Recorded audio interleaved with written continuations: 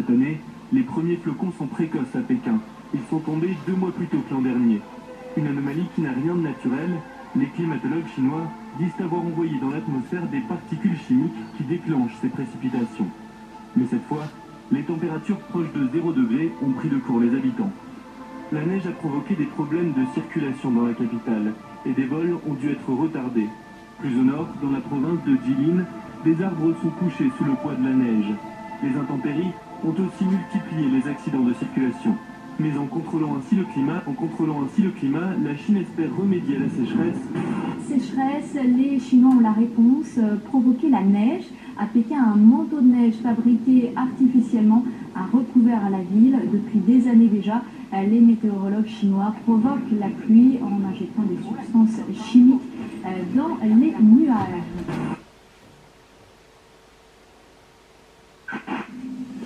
Et toujours à l'étranger, cette vision étonnante de Pékin sous la neige. Les flocons ne sont pas tombés naturellement du ciel, mais ont été obtenus artificiellement.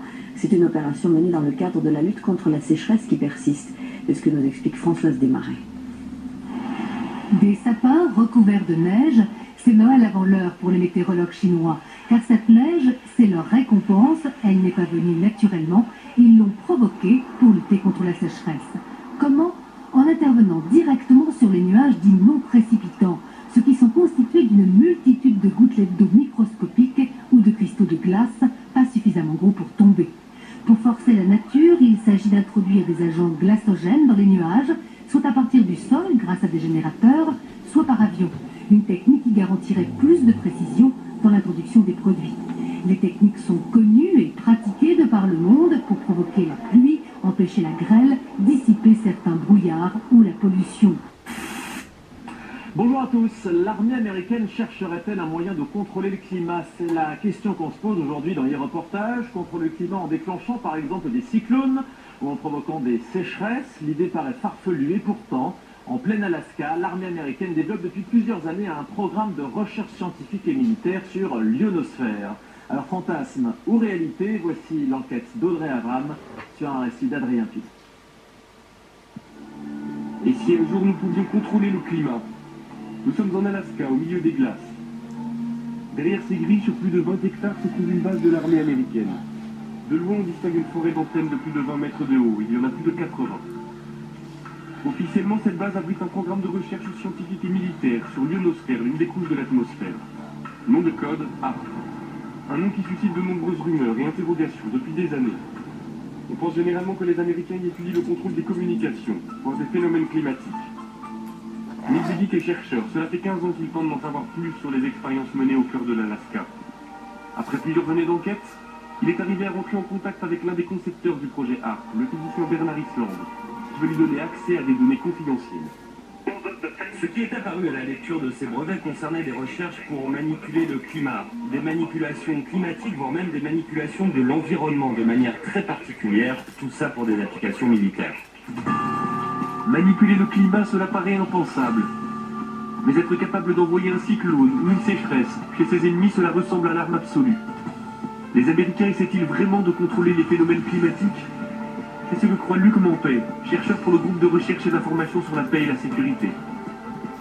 Je vous fais référence notamment à un rapport publié par l'US Air Force vers la fin des années 90 et qui s'appelait Air Force 2025, où très clairement l'US Air Force évoque là toutes ces recherches qui devraient être faites à des fins militaires de manière à pouvoir avoir un certain impact sur les phénomènes météorologiques, de manière à pouvoir faciliter les opérations militaires amies et rendre plus compliquées les opérations militaires ennemies. Les Américains travailleraient sur la maîtrise du climat depuis les années 60. Il y a des premiers essais qui ont été faits au moment de la guerre du Vietnam, où là, effectivement, on a, par des procédés physico-chimiques, essayé de provoquer des intempéries, des averses extrêmement fortes. En 1967, en pleine guerre du Vietnam, les Américains se livrent à une expérience étonnante. Ils déversent une substance chimique au-dessus des nuages. Le but, faire en sorte que les pluies torrentielles de la mousson se propagent au Nord-Vietnam jusqu'aux bases de leurs adversaires. Le plus étonnant, c'est que cela a marché. Alors ARP pourrait-il être la suite de ces premiers essais? Ce qui concerne les modifications environnementales, environnementale et climatique, c'est un enjeu militaire aux États-Unis depuis certainement 50 ans. Et cela implique des technologies, des procédés, des techniques très proches de ce qui est mis aujourd'hui en œuvre dans le cadre du programme HARP. HARP suscite l'inquiétude, au point qu'en 1997, le Parlement européen met sur pied une commission d'enquête sur la possibilité de manipuler le climat à des fins militaires. Très vite, les parlementaires font des découvertes alarmantes. Ils apprennent par exemple que HARP émet un rayon qui chauffe et qui perturbe l'ionosphère, une couche de l'atmosphère chargée de nous protéger des rayonnements solaires. Ernest Gelscher, député européen, a participé à cette commission. Ce genre de projet, de planter des antennes et d'envoyer un signal dans l'ionosphère, tout d'abord, c'est fait par les militaires.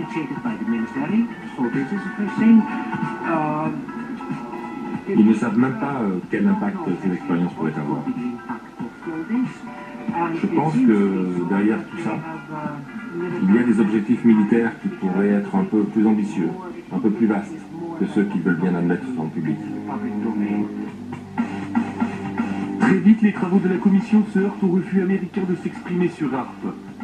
À l'époque, le président de la commission est un parlementaire britannique, il s'appelle Tom Spencer. Convaincu du danger que le projet pourrait représenter, il essaie d'obtenir des précisions de la part des responsables américains, mais sans succès. Nous n'avons eu absolument aucun contact avec les Américains. Ils ne sont jamais venus. Pendant les auditions, Tom Spencer lui-même leur a dit qu'ils seraient les bienvenus au Parlement européen. Pour rencontrer les députés européens, ils n'ont jamais répondu.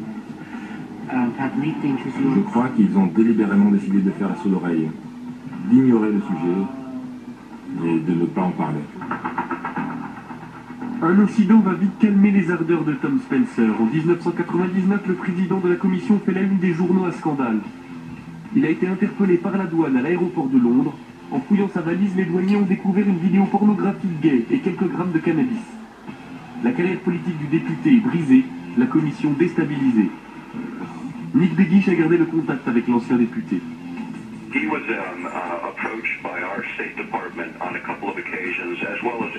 Il a été approché par les autorités américaines plusieurs fois, comme tous les membres du comité.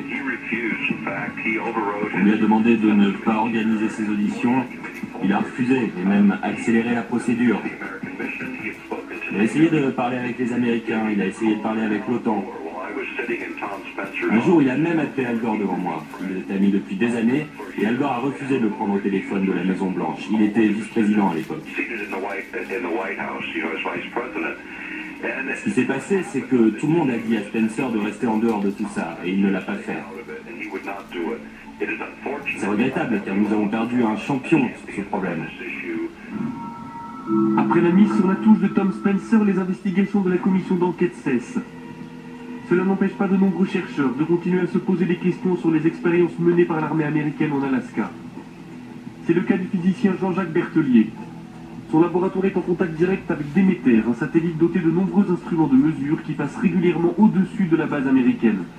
Lorsqu'on passe au-dessus de HARP, on voit quelque chose qui n'a pas l'air, pour un profane, n'est pas très étonnant, mais on voit ici un signal à 1 méga, à peu près un petit peu plus de 1 méga, qui est une émission dont on sait que c'est émis par HARP. Donc, vous voyez bien que dans le milieu naturel, il n'y a pas ce genre d'émission. Et ce qu'on voit surtout qui est intriguant, c'est le fait qu'on a une baisse d'un facteur 2 ou 3 de la densité et une augmentation assez sensible de la température. Ce qui montre que HARP arrive à modifier quand même assez profondément l'ionosphère. Ainsi, le projet HARP fonctionne et son rayon peut modifier l'ionosphère. Mais il n'y a pas de preuve formelle que l'objectif est de pouvoir manipuler le climat à des fins militaires. Pourtant, le docteur Begich est persuadé que l'armée américaine possède une arme d'une puissance sans précédent. On va continuer à parler de ce projet pour sensibiliser le public et pour convaincre les politiques de prendre les choses en main. Pour nos libertés, pour nos vies privées, personne ne peut l'ignorer. HARP, c'est l'une des pièces d'un puzzle très complexe. Le silence de l'armée américaine alimente les peurs et les fantasmes. Personne ne sait si les militaires essaient effectivement de contrôler les phénomènes météorologiques. Mais il est certain que les expériences qui sont menées dans les neiges de l'Alaska perturbent le ciel au-dessus de nos têtes. Des expérience dont nous ne connaîtrons les conséquences que dans quelques années.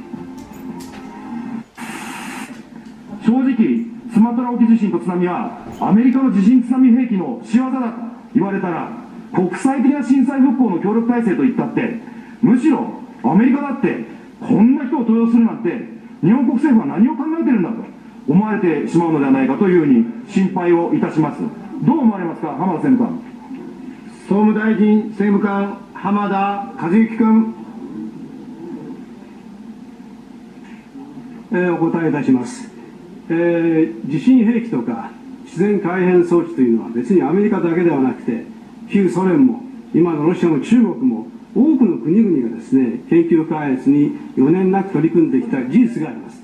でしかも地震あるいは津波、人工的に起こすということは実は技術的には十分可能だと言われているのは、国際政治軍事上においては常識化されているわけであります。そういった意味でスマトラ沖の問題にしても、そういう可能性があるということを十分踏まえた上で、世界の国際政治の現実ということを捉える必要があるというのは私の基本的な考え方であります。だからといってそのことによってアメリカ政府やアメリカのさまざまな企業が日本のために援助をしない、そんなことは決してありません。現実にさまざまなですね、アメリカの軍の関係の技術、国立のさまざまな研究所からですね、今回の大震災に関して技術的な協力をしたいという申し出が寄せられているという事実があるわけであります。以上でした。